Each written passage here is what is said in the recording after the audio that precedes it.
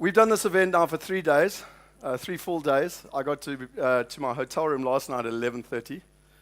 So can we agree that if we're just going to sit here passively and low energy, then you're really not going to get much out of me, and I'll just go sleep in the corner? Is that fair?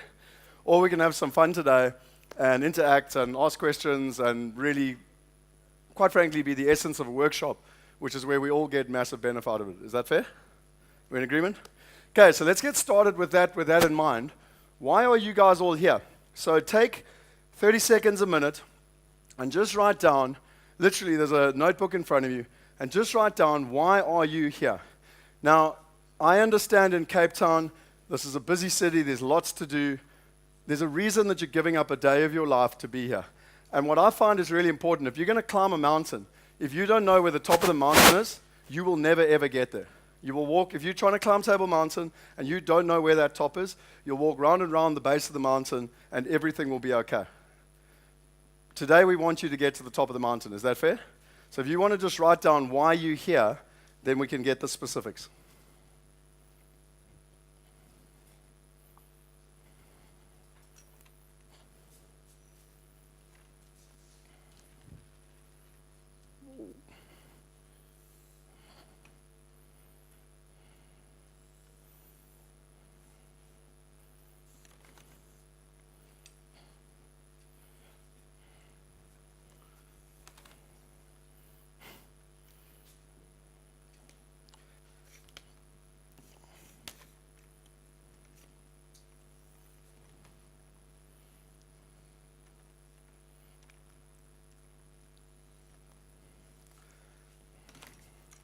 Denise?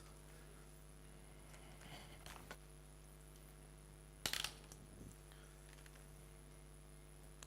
you want to help me and hold it while we do? Sorry. Okay, guys. Anyone want to share? So quickly, why are you here? Let's get. So just imagine I'm a magic genie, and if you put it on the board today, we can solve it. But if it's not on the board, we might not solve it. And to be honest, I've been doing this for 20 years. I can talk passionately about this space for 2 weeks, and we've only got 1 day. So can we get focused? So literally, you can't get it wrong. What would you like to get out of today? Just shout it out. Yep. Go into property full time. So can I say property as full-time career? Is that what you're saying?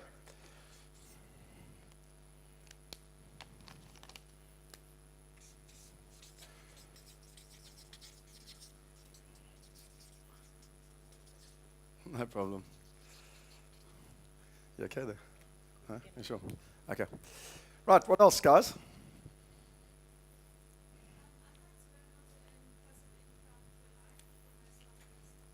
Perfect.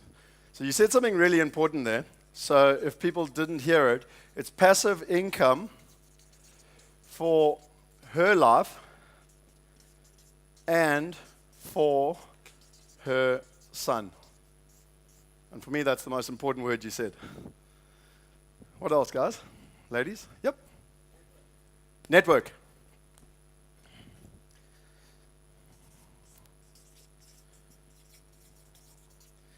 Fantastic. Just explain to me network.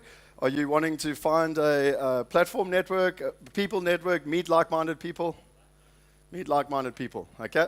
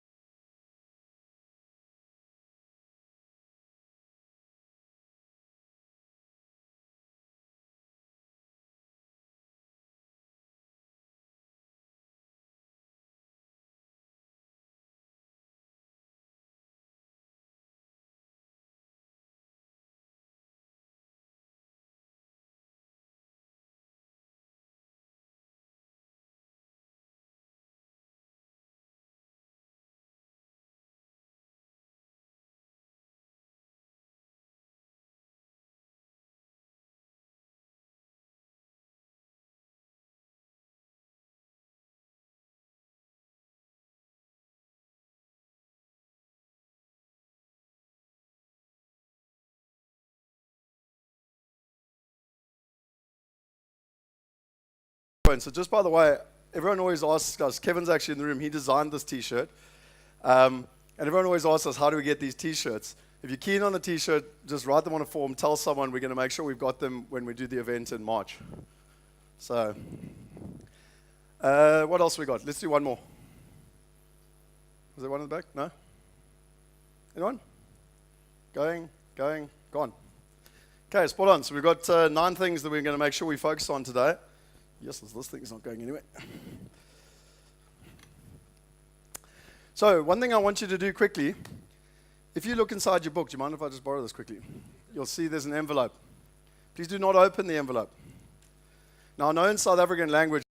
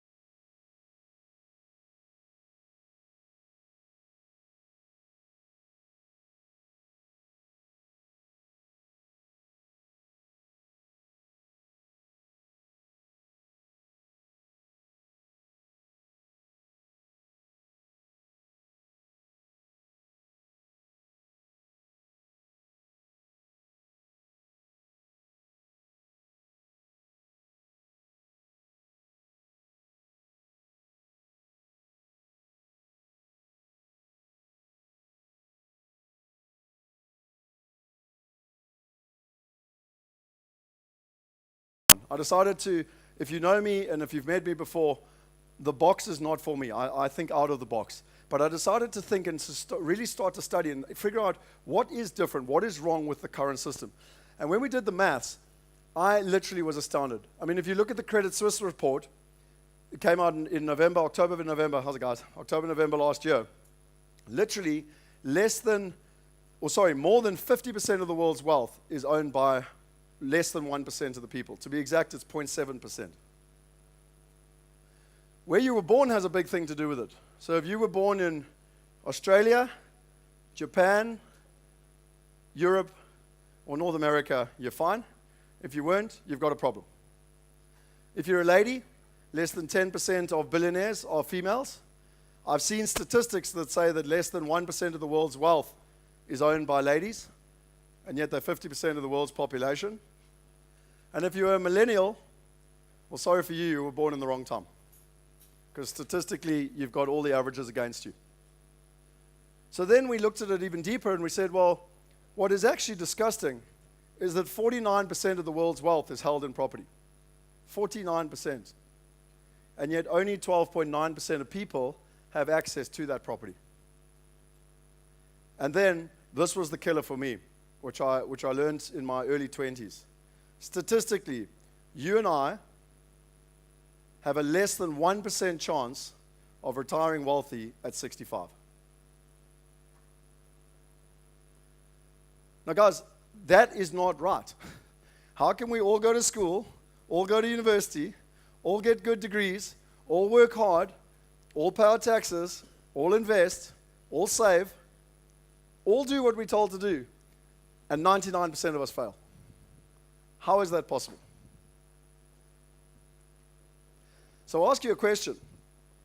Why do you think the wealth gap is getting worse? Why do you think the top 1%, what are they doing differently to the 99%? What is it? Mindset?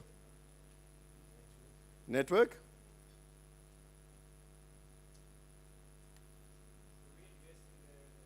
They're reinvesting the wealth? Yep. Control? Take risk? So, what's really interesting is that everything that's been said is right. But there's one thing that's really important that we're missing today. And that is that the top 1% are investing in something different from what the 99% are investing in. So, what happened from the year 2000 to the year 2008 is that the income inequality actually dropped. It dropped to as low as 43%. And from 2008 to 2000 and now, it's got a lot worse. It's got to 51% and it's pushing 52% in terms of the top 1% and the amount they own. And there's one reason why. It's because they are investing in assets that are outperforming the market, and the rest of us are working hard and hoping that our jobs go up, and the assets we're investing in are not appreciating at the same rate as the quality assets the top 1% are investing in. And that's a fact. And I can statistically prove it to you because it continues to get worse every single year. So the question we all have to ask us, and just by the way, has anyone here checked out if you're in the top 1%? No, seriously, because I did like literally last week, and I was quite astounded how high the top 1% is. Like, I hate losing, I'm super competitive, and I was pretty pissed off that I'm not in the top 1%. Like, no, I'm serious, like, you should go check it out. It's a worthwhile exercise. It gives you a goal to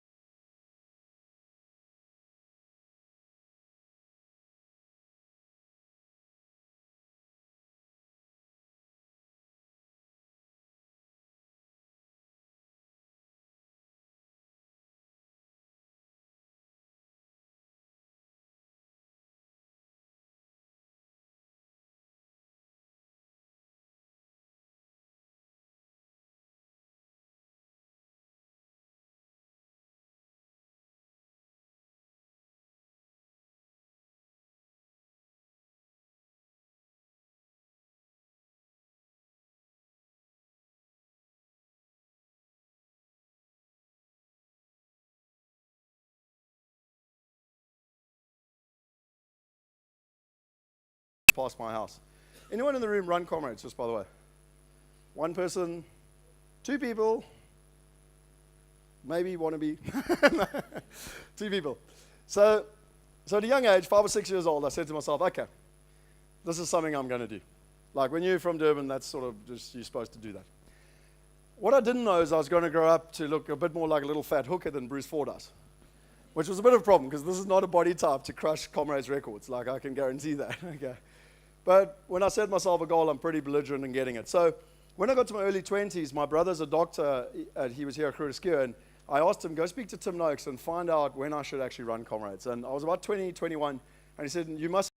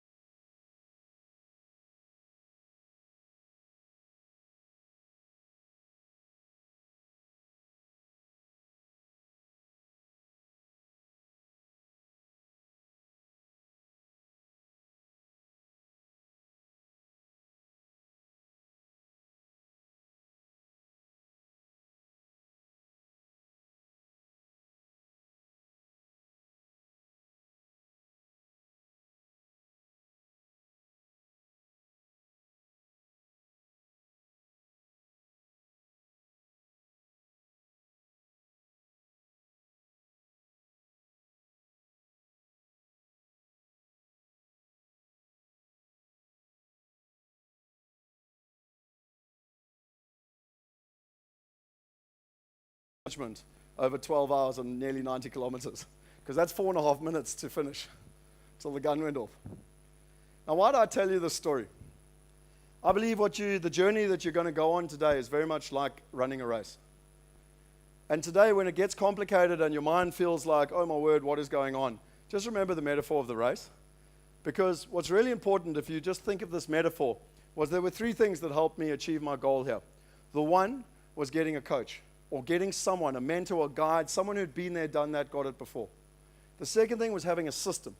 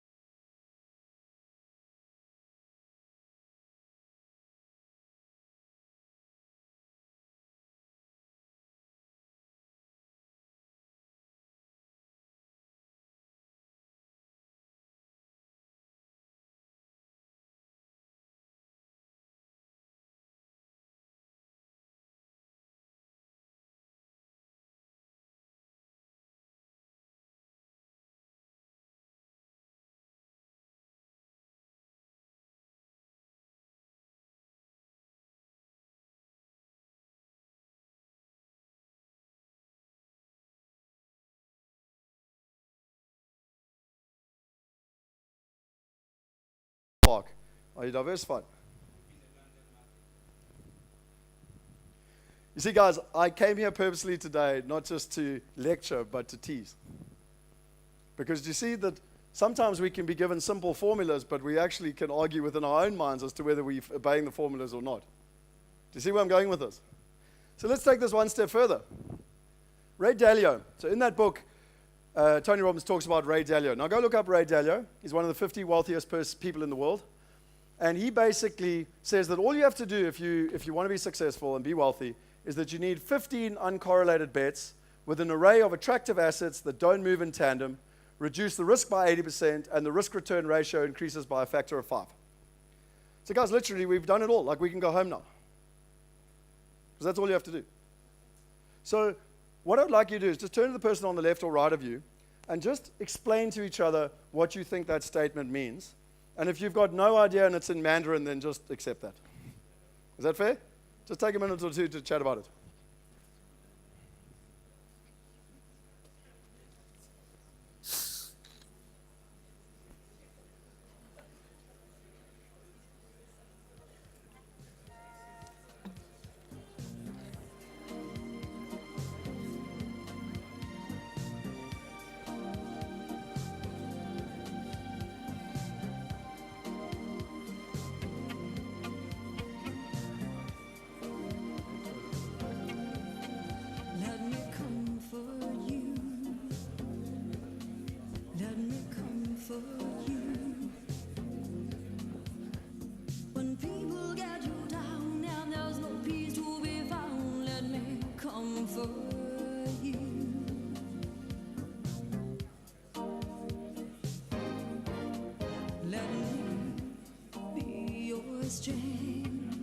Let me be your strength when you're weary and alone and the weak of last that will survive.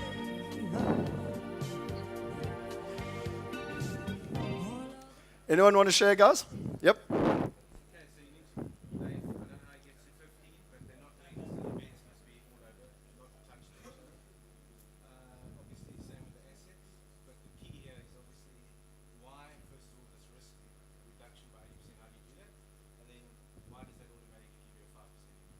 Okay, great. So just a quick one. When people talk, can everyone hear, or should we be using a mic just so that you can hear? Using a mic. Great. Can we get 2 mics just so that we can be, and if you guys can just help me with handing out when we do Q&A, please.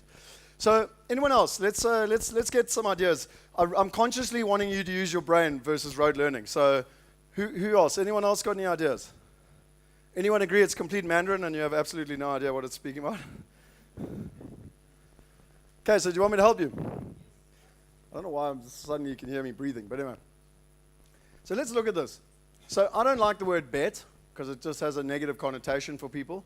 So let's just call it need 15 uncorrelated investments. So what that basically means is 15 investments that are not correlated to each other. So if I own 100 million rands worth of real estate property in South Africa, it doesn't matter if they're diversified across all 4 sectors and in 10 different cities, they are correlated. Because if, as you're going to hear with Clem Santa, Zuma's wife had won the elections, it would be a very different South Africa possibly, and therefore they are correlated. Does that make sense? They are correlated whether we like it or not. If you own all your properties in England and Brexit happens, they're correlated. It has an impact whether you like it or not. So all that you need to do is you need to make sure that you're finding 15 things that are not correlated.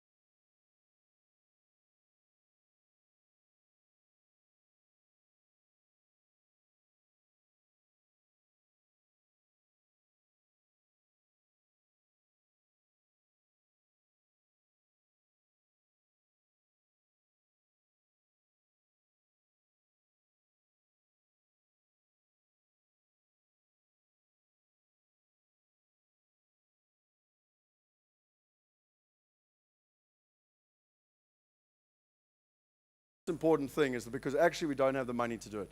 Like if we want to make a decent amount of investment in the stock market, it takes capital. If we want to buy a house, it takes capital. If we want to buy a commercial building, it takes capital. If we want to invest offshore, it takes capital. And that's been the thing, not just the knowledge, but also just the pure access to be able to do it, basically. Yeah? I don't disagree with you.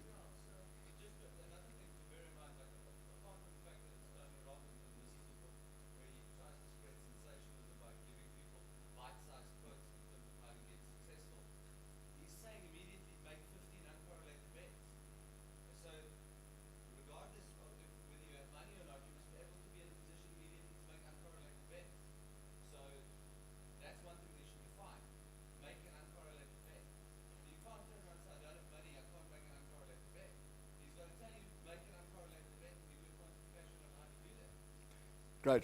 So, guys, we're on the same page because that's exactly what I'm trying to point out is that, it's the how that actually is the important part. And up until now, even if we had the knowledge, it wasn't as easy as that because we didn't have the how. Okay, and I'll be honest with you, I think what we've just experienced for the last 5 minutes actually is a metaphor for how we take wealth and investment.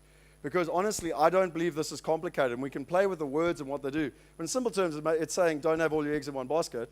And make sure that you're trying to get 15 good investments. Like literally, it's that simple. Like we don't need to complicate it, in terms of the process of what we're looking at. So, for me, when we go into this process, and I want to take you as to why that's important.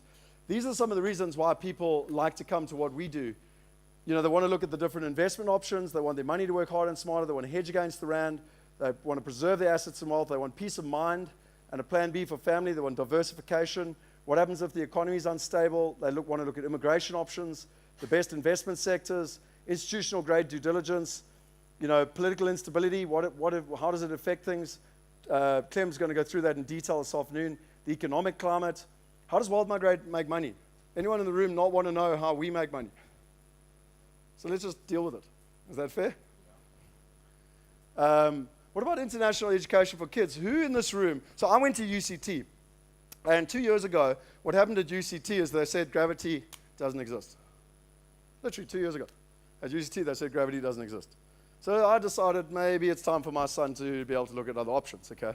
Who would like your children to be able to go to any university in the world? Now, whether they want to go to university or not, that's a separate conversation. All I'm saying is have the freedom to make that choice. Yeah? What about like-minded people? Someone said at the back, being around a community of like-minded people. I can tell you all of these things are important to people. The one that's most important to me is global citizen. And that is that you've got the freedom. I don't care if you want to donate all your money to the church, where you want to live, where you want to send your kids to school or university. I don't care what people want to do. All I really care about and what we as a team deeply care about is people having the freedom to be able to make those choices. Is that fair? Because I believe you're a global citizen when you can decide where you want to go on holiday, who you want to donate your money to, where your children want to go to school, where you want to live, and you can do what you love in your life and what purposeful impact you can have. It's a really important distinction. So let's look at the investment types quickly. You've got bank products, you've got financial products, you've got bonds, you've got stocks, you've got REITs, which are real estate investment trusts, property funds, syndication. You've got real estate, which is direct real estate, residential. You've got direct real estate, which is commercial. And then we've got a new one now, which is cryptocurrency and Bitcoin. Now, if you're interested in bank products, financial products, bonds, or stocks, you're in the wrong place. And I'm serious because the gentleman over there said it's about specializing and doing what you know. I, for my whole life, have spent 0 time in any of those 4 areas.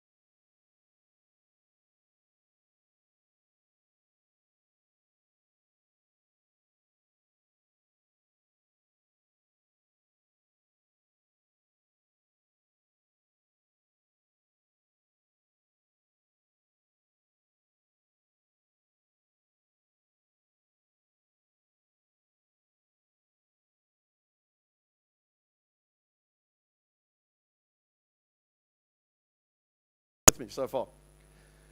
Then the next person that comes in the chain is a fund or a REIT. And then it's generally you and me in terms of the investment life cycle. Now let's look at the returns. So I'm talking, when you see these returns, I'm talking IRR, which stands for, bloody hell, internal rate of return. That's what happens when you've been traveling for 3 days. Yeah, so internal rate of return. Now, please understand, I get challenged on this all the time. This is what people are looking for around the world in terms of the return. It doesn't mean they always get it, but this is what they're looking for in terms of IRR. Is that fair? Are we on the same page? So the land investor is generally looking for an IRR of 30%.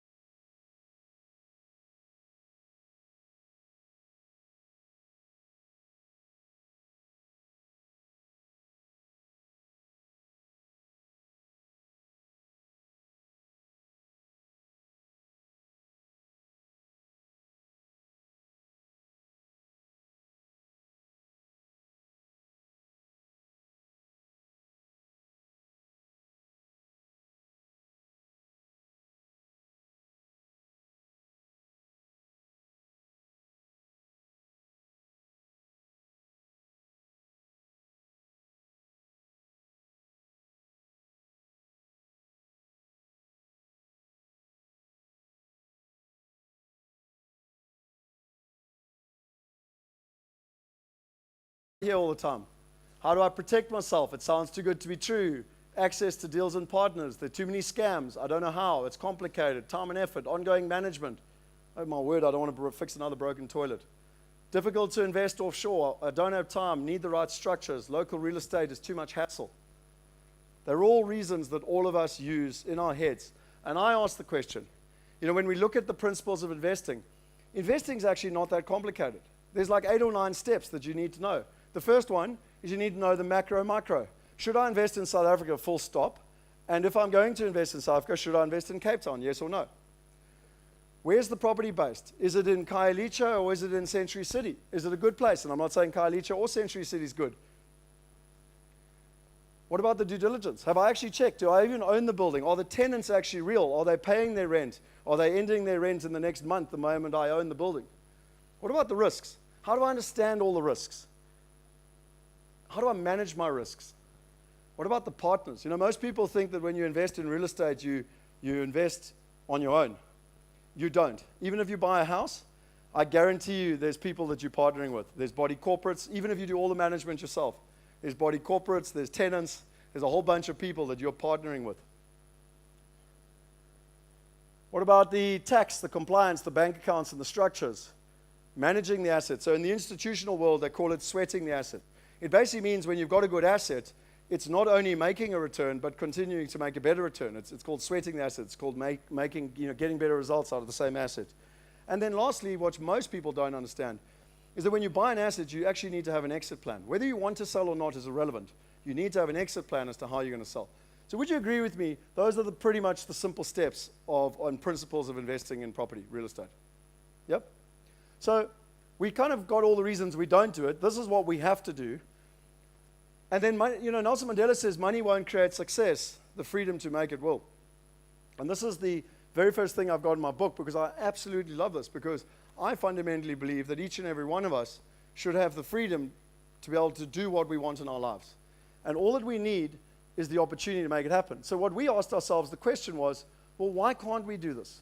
Why can't we help you and I literally invest with the best investors, partner with the best investors? It's what we call income. Now, for me, income is an existing building. It's like this building here at the River Club. It exists. Today, we're paying rent to be in this building. It has an income. That's what we call income. Are you with me? And then you've got growth, which is a new development. It's where you see the cranes. It's a new development. Now, that doesn't have an income. And if you're ever being paid an income, like some of those syndications that have been around, you know it is literally a scam. It has to be a scam, because when you're building a development, there is no income. So where are they paying you the income from? It's common sense, guys. It's not complicated.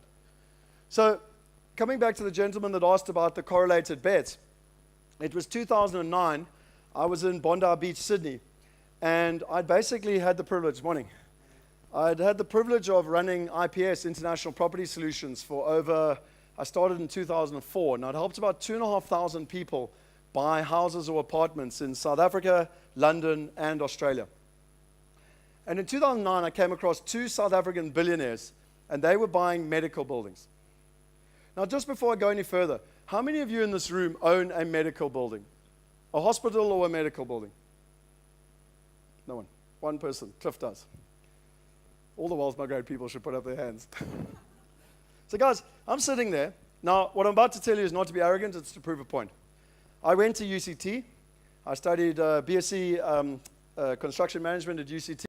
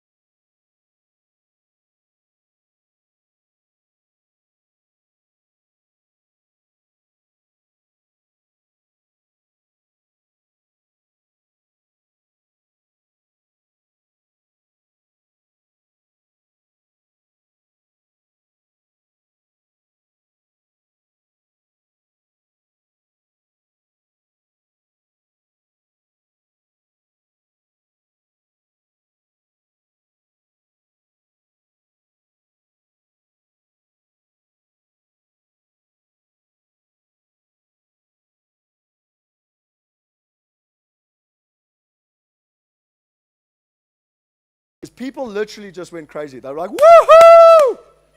But in Cape Town's like, okay, cool. Like, next. Just a tough crowd. Stressed about the water. Should ask me to bring you some water. Yeah?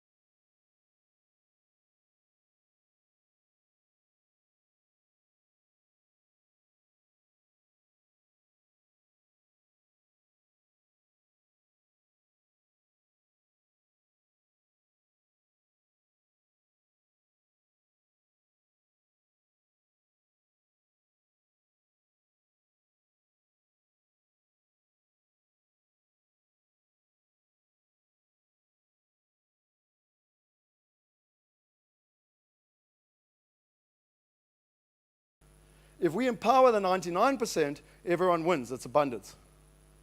It's a very important mentality of what can or can't happen. So, for me, thank you for the challenge. And by the way, guys, I love the challenges, so keep the questions coming because this makes it fun and exciting.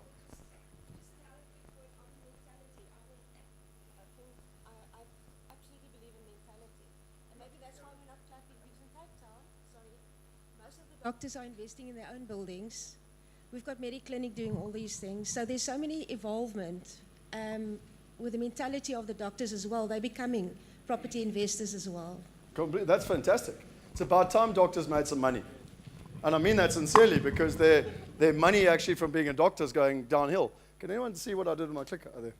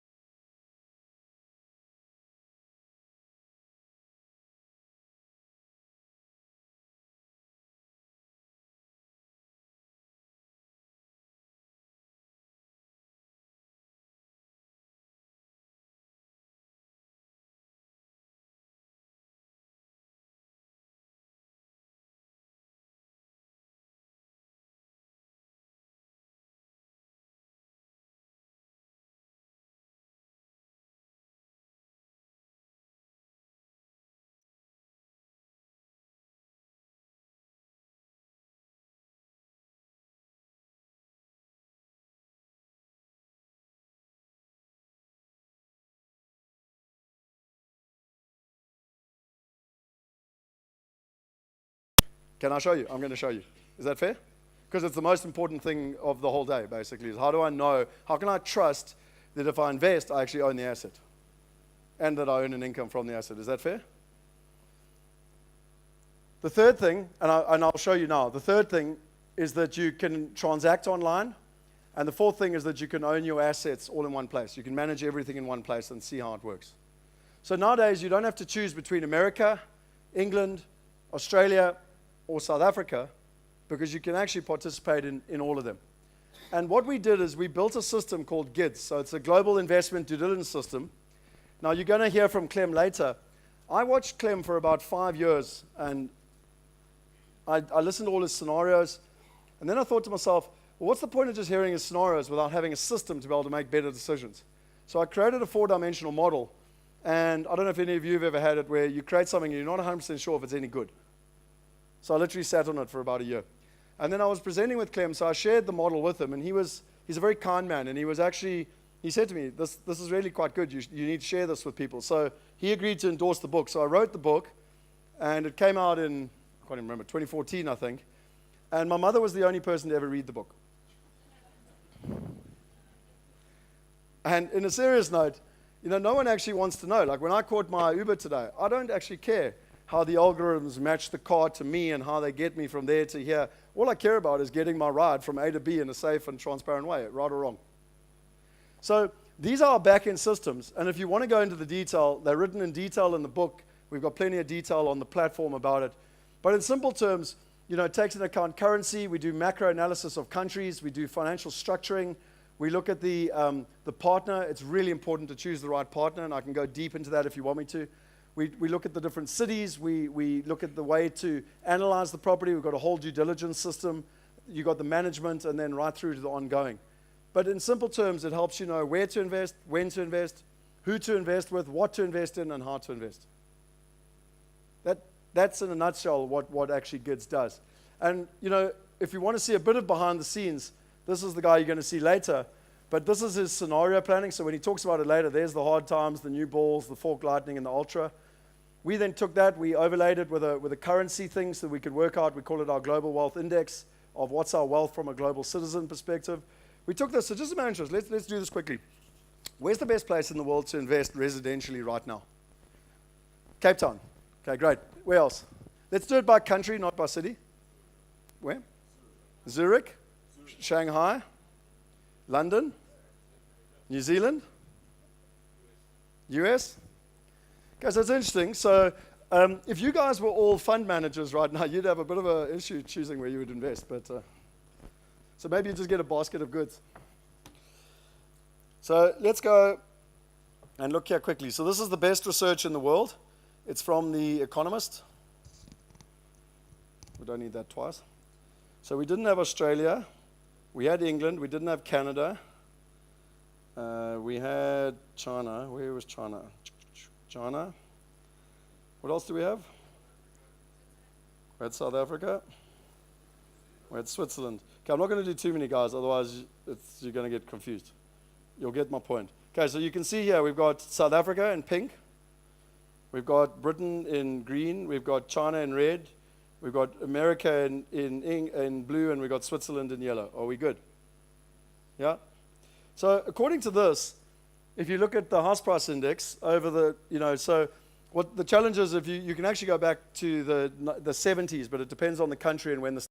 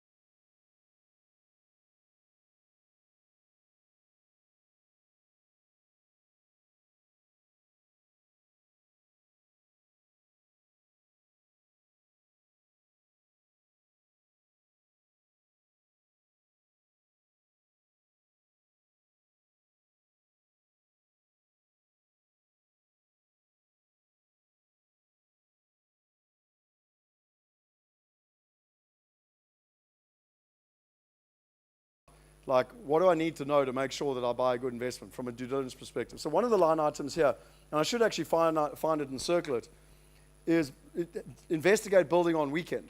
Why? Because he bought a building that he didn't investigate on the weekend, and it turned out to be a problem. Now, you can't buy that stuff, guys. You only experience that. That's the only way to get there. So then what Henny and Willie Olufse and Michiel and Jacques and them started to create was they took GIDS 1, which was primarily residential, and they took it into GIDS 2, which is all commercial, and this is all the reports, the Reese report, the CBRE, Colliers, etc. So they use sort of all the global.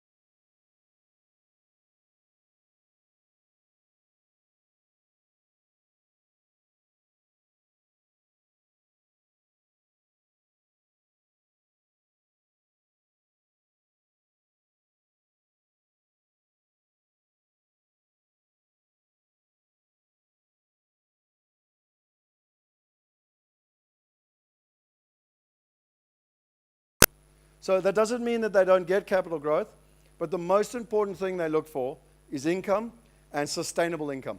So I go back to the story of the medical buildings.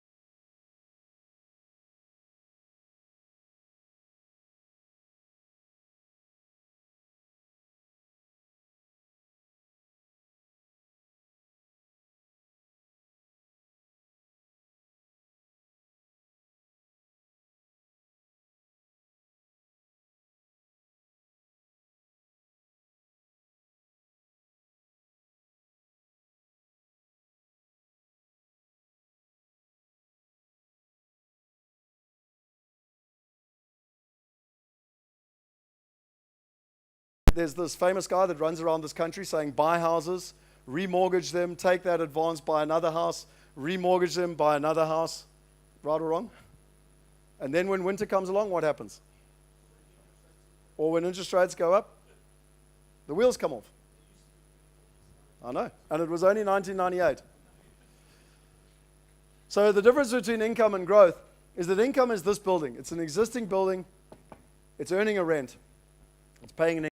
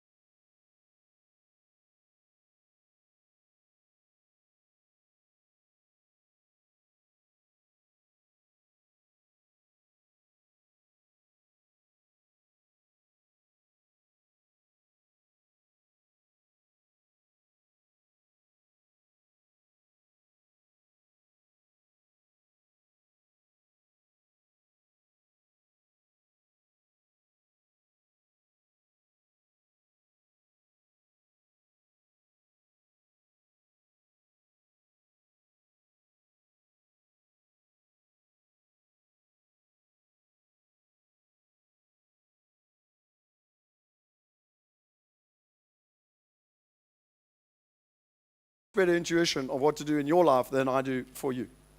Is that fair? It's really important.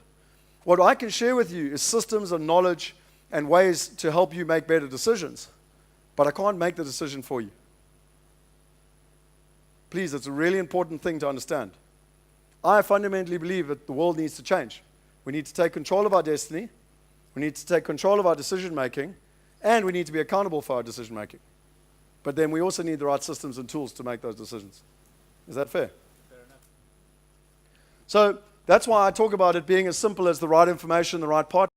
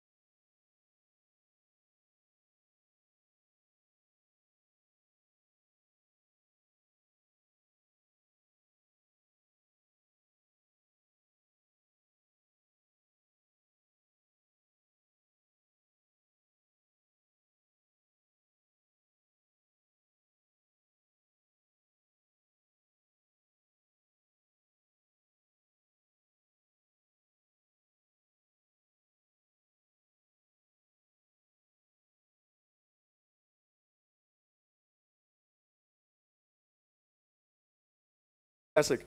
I met a lady about 3 months ago, and I was on the plane, and I was flying somewhere here in South Africa, and she was talking to me about investing in property, and she said, I love investing in parking garages. So I said, well, yeah, I think they're a good investment now. I said, what do you think of autonomous cars? Self-driving autonomous cars? She said, no, that stuff happens in America. It's not going to happen in Africa. I said, okay. Then she said,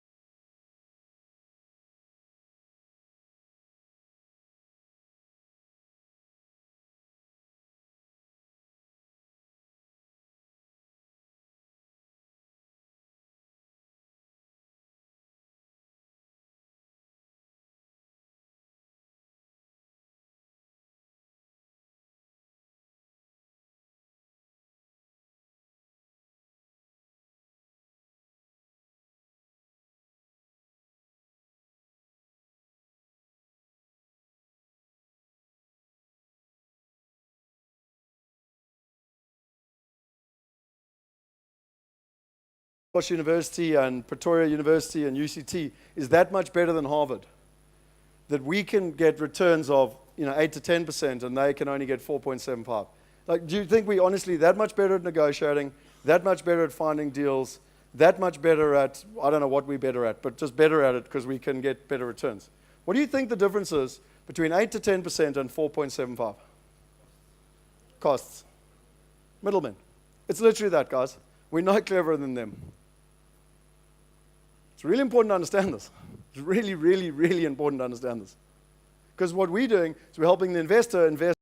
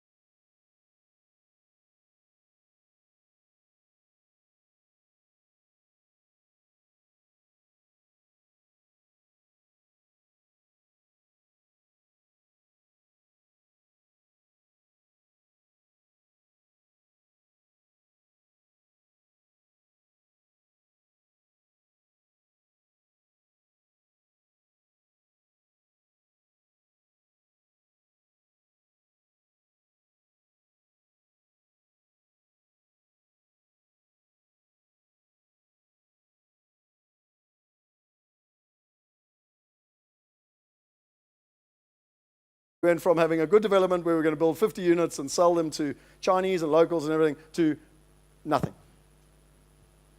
So for about a year, we've been working with the developer and a private equity team to effectively either do the development or to exit it. And about a week ago, no, I lied, my birthday was 2 weeks ago. About 2 weeks ago, we got an offer on the table to buy us out for our cash. We make no return over 18 months, but we get our cash back.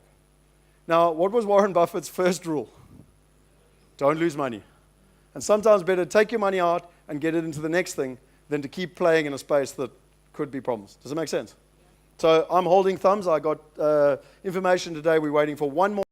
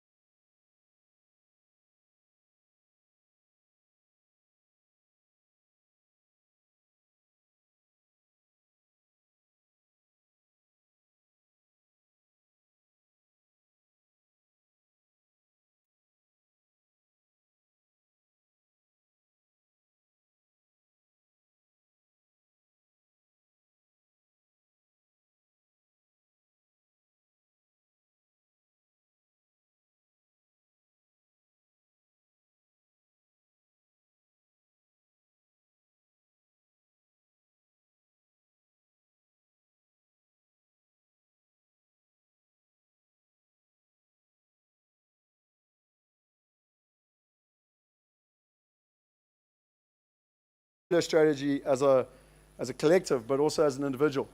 So this is a very powerful thing that I've learned personally. And one of the guys internally did it, and they said, imagine you could invest $1,000 per month, and you took two different investments, one being a multifamily, one being a medical, and taking average returns, where would you be? And what he did is he took it over a, what was that, 16, how long was that now? Let me just see again. 4 years. So over 4 years, so 16, yeah, so you're getting paid out with 16 quarters. And you'd effectively have $1.9 million and roughly $3 million. One of the biggest things I've learned in terms of the top 1% is that it's about financial discipline as well. So I don't believe that one building is that much better than another building. What I do believe is that it's important to have the financial discipline to keep investing, like to keep doing something. So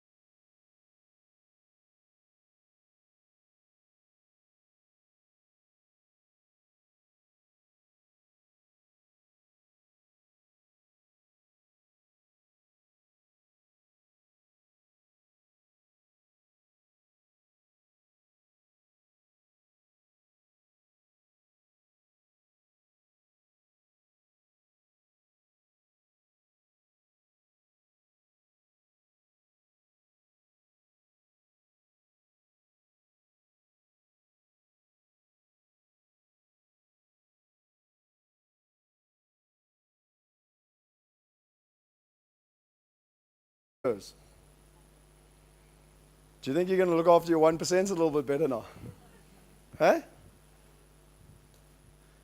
The other thing that's interesting is that I said it earlier as well. 96% of fund managers take your money, and yet over 15 years, they never beat the average. 96%. Now, when you walk through the airport, do you see big adverts that go, I was the best fund for the last 20 years consecutively? Do you see those ads? Or do you see, I was the best fund for the third quarter of 2016, I won that award? It's very seldom you see, I'm the best for the last 20 years. 96% of them don't even beat the market average.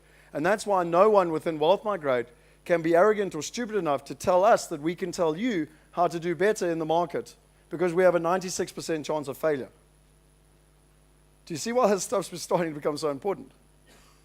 That's why I'm excited about where the world's going. A question? Yep.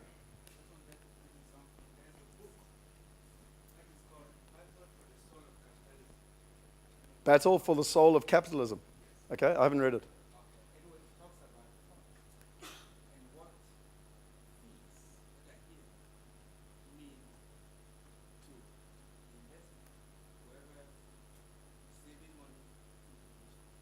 Look, guys, I honestly, the last time you got a report back from wherever you invest your money, were the fees very clear? Did it say 10 Rand return, 2 Rand, costs, 1 Rand fees, 7 Rand net?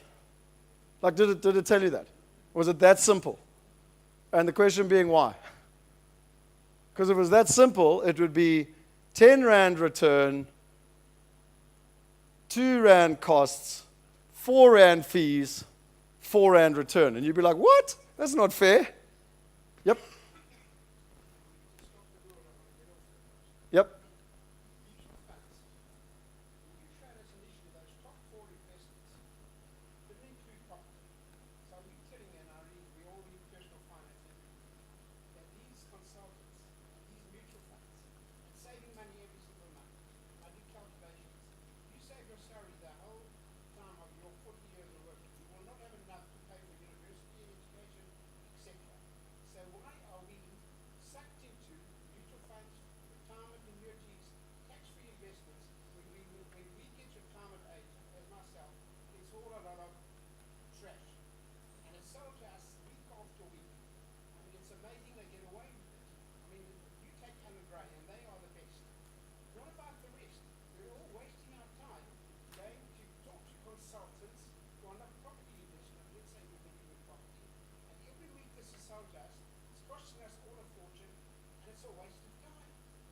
I completely agree with you. And statistically, it's a proven point. Like, there's no more need for discussion around this, because statistically, the results are there and the facts are there. Because when we hit 65, less than 1% of us retire wealthy. And yet, 99% of us all do the same thing. Do you see the point? I completely agree with you, sir. So, guys, a question I get asked, global citizenship. So, this one is a program that works. We've got 2 board members and 1 client that has done it. So it's EB5. They invest $500,000 in a building in America, and they get a green card. And that allows them and their children to be able to go overseas if their children are under 21. So 2 of our board members are moving to America now. 1 to New York and 1 to Austin. And if people are interested, I can tell you about it. In my book, I looked into 16 different markets. So Portugal, Cyprus, Malta, Mauritius, Seychelles, all the countries where they give you a passport. Now, I want to be very clear here, guys. I live in Knysna, and I believe very strongly in affirmations. And every morning I go out and I sit on my jetty and I look at my boat and I go, you are an investment. You are an investment. You are an... And no matter how many times I do that, it doesn't turn into an investment. And what's important is that when you buy an investment in Portugal or Cyprus or whatever, and you're basically buying a passport, I believe that, like my boat, when I buy my boat and I know what I want it, it's for fun, I enjoy it, it's wonderful, but I can't kid myself and try to put it on my balance sheet and tell myself it's an investment. It's not. And if I buy a passport overseas, through buying a property, as long as I'm clear with myself, I'm getting the passport and that's what I want, but I mustn't kid myself it's an asset. Are you with me on that? It's a really important distinction. So one of the things that I believe is really important is that, and I learned this from my uncle, is that in 1977, my father left Zimbabwe with my mother and they moved to Durban. And my uncle did the opposite. He was a bit younger. He stayed in Zimbabwe. And in 1980, he was 30 years old and he bought he effectively opened his first offshore bank account. And he started to make money, and when he made money, he spent some and he invested the rest overseas. And he bought first world assets that got him a first world income. And what was interesting is that for 20 years, Zim and Botswana and South Africa, there was lots of ways to make money in Africa. But he kept the discipline of putting money overseas. And in 2003, he decided it was time to go to Australia. He was 53 years old. It's quite difficult to get into Australia after 45. He bought his way into Australia. He bought a house for cash. He sent his kid to one of the best private schools in Australia. And the most important thing is he never had to work for an Australian. You think I'm joking? Do you know how many South Africans and Zimbabweans I know that were generals and are now foot soldiers? That's a pretty difficult thing in life, I can guarantee you that. And my point of my story is that it just took discipline. And it took time. And I honestly believe that each and every one of us can become a global citizen. We just have to start. And it allowed him, 23 years later, to make the decisions he wanted for him and his family. And these are the personal stories as to why this is so important for me. It's that freedom that you want to make those decisions. Now, I choose to live in Knysna. I choose to live in South Africa because I want to, not because I have to. It's a very important distinction. That's what I believe a global citizen is. There's a white paper that we've written on the difference between a REIT, a fund, a syndication, direct investing, fintech, crowdfunding, and collaborative smart investing. You know, for the purpose of this morning, I don't have time to go through this. I will say one thing though. Please go and Google collaborative investing. So, collaborative investing. It's been around for decades and centuries. It's how the wealthiest people invest. And there's 5 principles to collaborative investing. One of them being, when you invest with a partner, the partner has to put their own capital into a deal. It's common sense, but yet it so seldom happens. And the question is, why aren't all of us using collaborative investing? Well, because you needed to have lots of money and you go to the right university and the right schools and blah, blah, blah. And our question is, why can we not all do collaborative investing just using smart technology? So for the purposes of today, this is a white paper. It's on our LinkedIn. Denise has promised me we're going to have a short video to explain this in the near future. But for the purpose of today, I'm not going to go into the details. But please go and look at them. Everything has pros and cons. Go and look at the pros and cons of what the differences are and why they're different. A little bit about us to finish off. I believe that the currency of the new economy is trust. And someone said it's really interesting yesterday in Johannesburg. It's not just trust. It's trust built by transparency. It's really interesting, huh? So you hang out your warts and all, and that's how you build trust.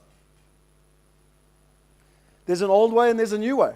You know, the old way was all about middlemen, limited trust and transparency, slow and efficient and expensive, difficult to understand.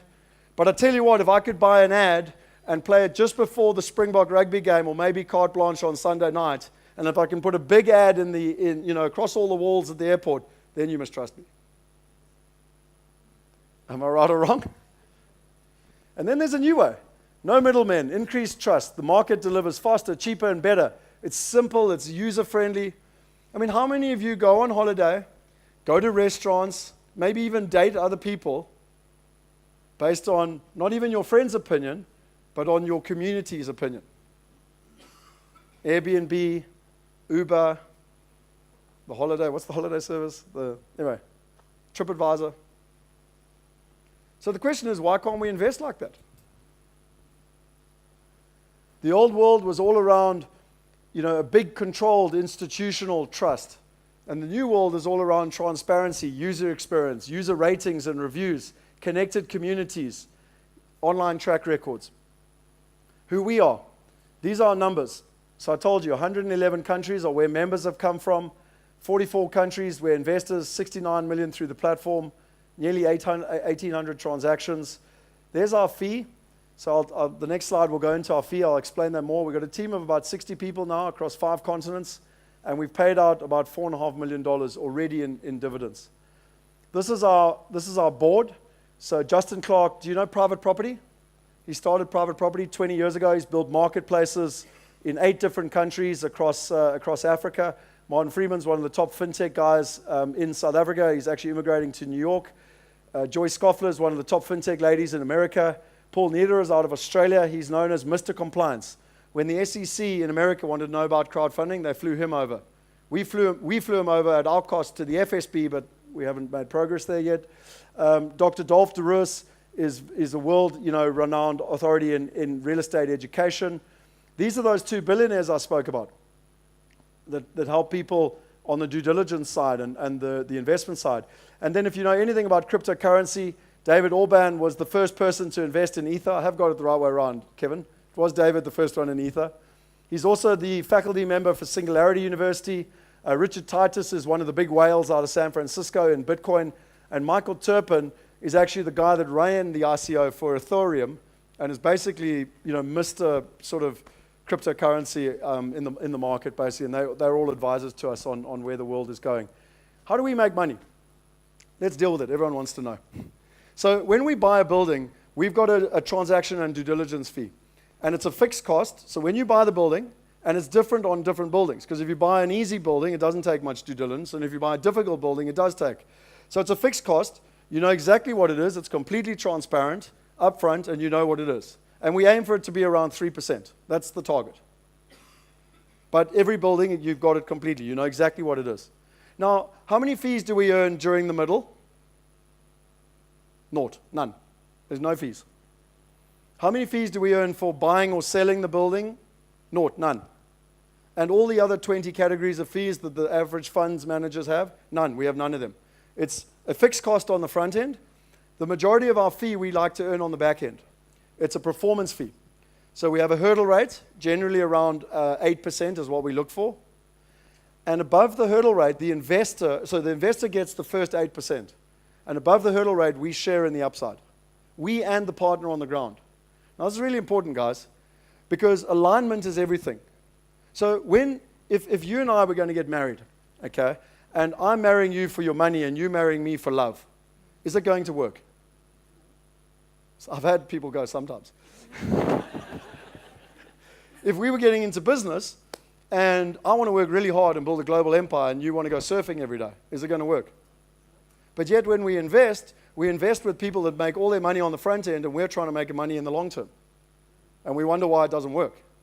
Like, we have to have aligned interests. So, what Henny and taught me and Michiel and everyone else is that even our partners don't earn their fees on the front end and in the middle. Like, the majority of the fees they earn is on the back end. We all align to get a result on the building. Does it make sense? Yep. You got a question? No? It's really important, this mindset and this understanding. So I want to give you a couple of thoughts to finish off. In nature's laws, when a bird flies in a flock, it can fly 70% further than a bird flying on its own. And yet when we invest, do we fly in flocks or do we fly on our own? It's nature's laws. When the buck go across the savannah, when the fish swim in a flock, what's in a flock? When a fish swim in? You get my point. That's cool. We're not talking about little huts or igloos. These are the type of buildings that we've been investing in and are coming up, which JP is going to talk about, in different countries. It really is the type of investments that you and I have never had access to. Even medical buildings here in America. Where am I now? South Africa. Mel's in the room, our partner program. Again, nature's laws. Why don't we work together? If people have investors and they want to share this, we track everything online. It stays your client for life. It's all trackable and measurable and transparent to everybody. So there's no pyramid scheme. It's completely transparent. Everyone knows what's going on. And then lastly, our wealth partner community. About 2014, what was interesting, a number of investors were coming and saying, hey, we really like this medical building, but what about the platform? It's quite exciting. And so we formed the Wealth Partners. And the reason being is that when you look at this slide, and has anyone seen this before? It was flying around on WhatsApp lots of times.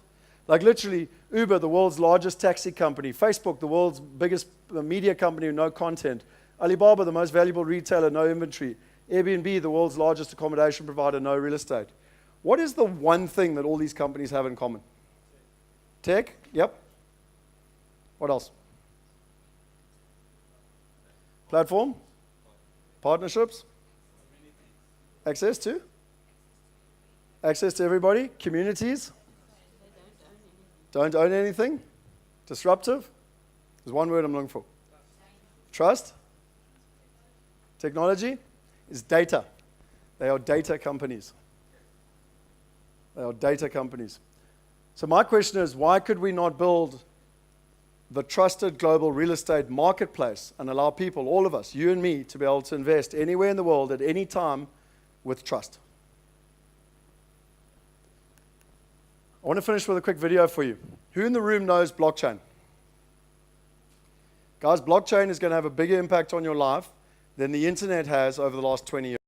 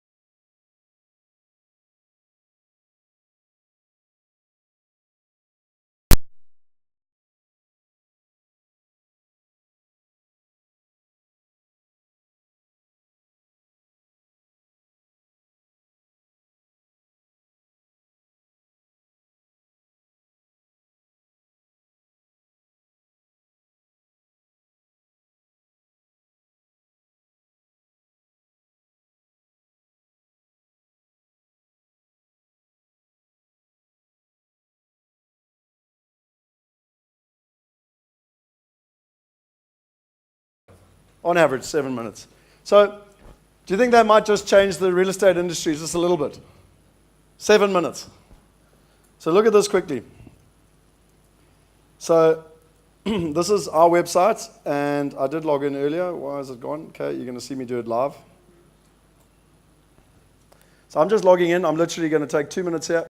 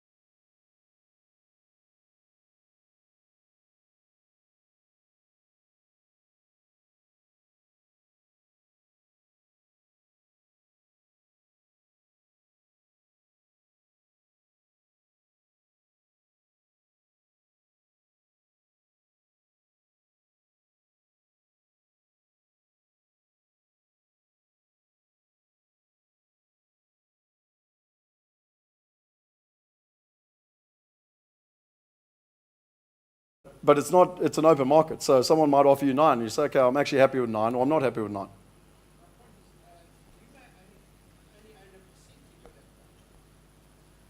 A percentage of the asset. So the asset, you own a percentage of the asset, but the asset is registered on the blockchain. Does that make sense?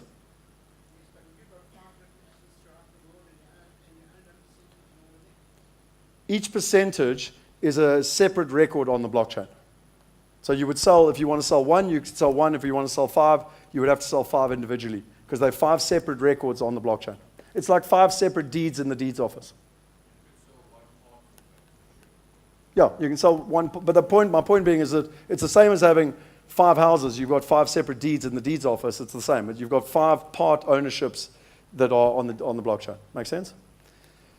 So guys, we had some advice in Durban and in Johannesburg. We have a hard stop at 4 o'clock. We will finish at 4 o'clock. But what a bunch of people actually said to us, if you want to stay behind at 4 o'clock, I will stay here with the team and we will spend more time on the platform. We'll take you through it. We'll show you how to use it if you want to. It's for you. We'll stay here afterwards. Okay. If you want to get out of here and you hate us, go for it. But at 4 o'clock, we'll stay here to go through it in more detail. So just to finish off, it's the biggest industry in the world after fuel, after petroleum. It's the oldest and most archaic and inefficient in the world. It's going to be disrupted by technology. We tend to look at companies and we say, you've got startups, you've got companies like Uber and Airbnb that are scaling, you've got IPOs and companies like Amazon and Facebook. And we tend to joke with people that, this is the growth in terms of where we're going. For our wealth partners, we literally broke the company into 6 different parts. And most importantly, we've got a collaborative economy with empowered people co-creating a better world for all. And I want to finish with the last thing. Literally yesterday, we launched and finalized the white paper for the Wealthy Coin. Now, who in the room owns Bitcoin? Okay, less people in Cape Town and Durban. Bitcoin's like water. No, I'm joking. But anyone that owns Bitcoin, would you like to come to the front? I've got a gun here, and I'm going to hold it to your head, and you're going to tell us the value of Bitcoin, and if you get it wrong, we'll use the gun. Are you happy? If you're completely comfortable with the value of Bitcoin, would you be prepared to come to the front? I don't think any of us would. Let's be frank. Yes or no? So we sat back about 3 years ago, and we said, based on the lady's question around trust, how do we get over trust? And what is so exciting is that we've got e-commerce, and we've got social media. And where the world's going is we've actually now got social commerce. And what social commerce is being built upon is blockchain. It's the trust. It's the foundation that is allowing this to take place. So 3 years ago, we decided we have to build our solution on blockchain so that we can solve trust. And our second major problem was that if we want to get investing down to $1 per person per investment, we have to get rid of the friction costs. We have to, if I use the bank and the lawyers and PayPal and EFT and bank transfers, it's impossible to help people invest at $1. But using the blockchain and effectively the technology that Bitcoin is built upon, it is possible. And that is where we've launched the Wealthy Coin, which is basically a cryptocurrency like Bitcoin, but it's based on an asset class, property, that each and every one of us understand. Whether you are a rickshaw driver in India, a rice farmer in China, a goat herder in Africa, or an investment banker in New York, Mr. Malema and President, you understand the value of real estate. That is why you want land ownership. But now with technology, we can give access to everybody. And we don't have to take away the farms. I'm serious. The world is going to change. And what I'm deeply, deeply excited about is that you guys are right at the forefront of where it's going. And something like the Wealthy Coin enables that to take place from a technology perspective. So that's all from me. It's been a roller coaster ride. Hopefully you've enjoyed a little bit of it. Hopefully I haven't confused you too much.